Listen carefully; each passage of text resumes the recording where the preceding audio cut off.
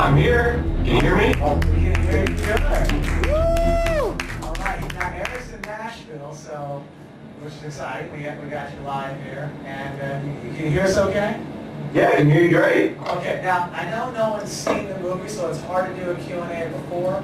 So we'll definitely do one after, but this movie, it's going to be later afterwards, so we figured we'd just talk about it a little bit if you guys want to know some, or we can just talk. I mean, I've gotten to know Erik pretty well the last few months. We've played at 2 festivals so far, and he wished he could be here, so this is the next best thing.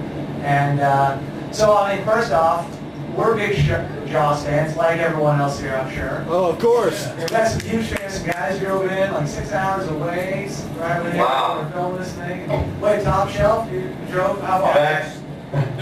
Dallas, so that's 4. It's good. This is great. So, we're all fans, but you went and made a doc about this movie. So maybe just talk about how it came about, just some of that. I've heard the story, but I love it, so maybe just shed light a little bit on that. Well, first of all, I just want to say thanks for showing up.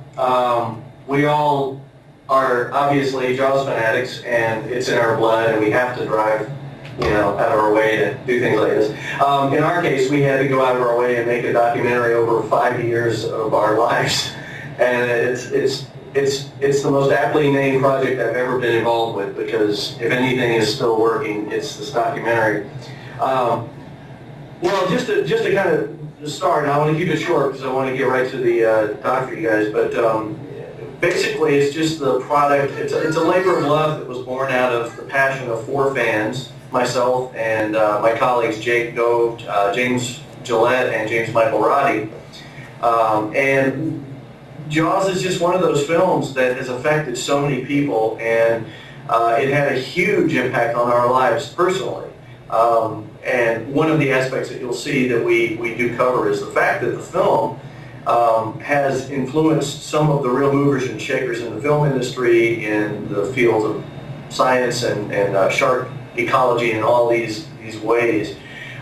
So Jaws has kind of had a ripple effect in pop culture. And up until 1995, there had never been any documentary ever done on Jaws, any making of. And I remember being kind of dismayed at that, because all of you probably familiar or have read the Jaws log, and it's just such an amazing account of the making of this film. And I thought back in '95, why has there never been a making of? Well, Laurent Bouzereau finally broke the skin. He made the thing, and as you all know, since then there have probably been about a good baker's dozen of Jaws documentaries or accounts or retrospectives that have been done.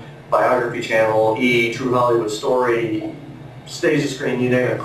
But basically, we decided about 5 years ago we wanted to make a documentary ourselves, and it seemed the obvious thing to do would be one on Jaws. We thought, it's been done to death. What more can you say about the film? Then it occurred to us, this was right about the time of Jaws Fest in 2005, and it occurred to us that nothing had ever been done that really showcased the fans or showcased kind of the love of the film. So it began as an idea of basically covering Jaws Fest and just kind of being a Trekkies for Jaws, if you will. What began as that began to morph quickly into a more rounded retrospective of not just the film and its making, but a full retrospective of the film's impact on pop culture, on fans, on filmmakers, on the way things have changed since. And so this, what you're about to see, is the fruit of all of this, all of these ideas that coalesced. And the more interviews we got, like with Steven Spielberg and with John Williams and Roy Scheider, and more involved the A-listers basically got, the more clout it gave us in the industry. So we were able to get interviews with some of today's top directors who were also inspired by the film, like M. Night Shyamalan, Kevin Smith, Robert Rodriguez, Bryan Singer. So what you're going to see is not really a making of per se, but it's more of a, I like to think of it as kind of a Jaws fan stream of consciousness. It basically takes these disparate aspects of the way Jaws has influenced culture and just examines them in this kind of, what we hope is some good semblance of order. But the original documentary ended up being about, I'd say about 40 minutes longer than what you're going to see now. We decided for the film festival circuit, it behooved us to make it a more digestible size for a captive theatrical audience. So what you're going to see is kind of a pared down version, but we kept the essence of it. And I think we tried to pare it down, within the context of keeping all the segments there and broaching all the subjects. Well, so anyway, there was a 3-hour cut at one point. There wasn't a 3-hour cut. It was a 3.5-hour cut. And truth be told, as diehard Jaws fans, the four of us, I can tell you that we have enough material that if we wanted to make an 8-hour documentary and not retread ground, we have enough to do that. But, part of making a great film or a great documentary is knowing what to not show, and it's been a real painful process because for fans like us, and that's what we are, we're fans. I mean, we're not professional documentarians necessarily. I mean, we've done some stuff in the past and kind of built our talent level doing other hireling type jobs and stuff, but this was a labor of love, and as any of you are, I'm sure, aware of, when you're passionate about something, it's hard to know when is enough.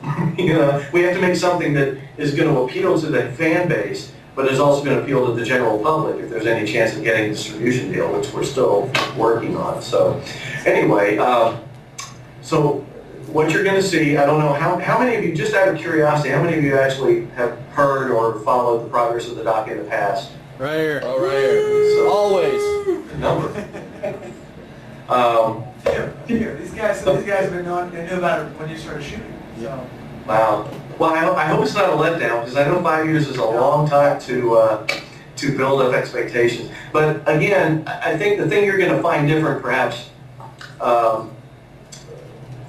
from other documentaries you may have seen, is that we tend to delve into things that you're going to see. My hope is that you'll see the love come through, basically. That you'll see that there's a real passion for this film. But we're going to discuss things that wouldn't even occur to other filmmakers necessarily to cover. But I think hold the general interest nonetheless. We have some scores of rare color shots that have never been seen before, footage from behind the scenes that's never seen the light of day.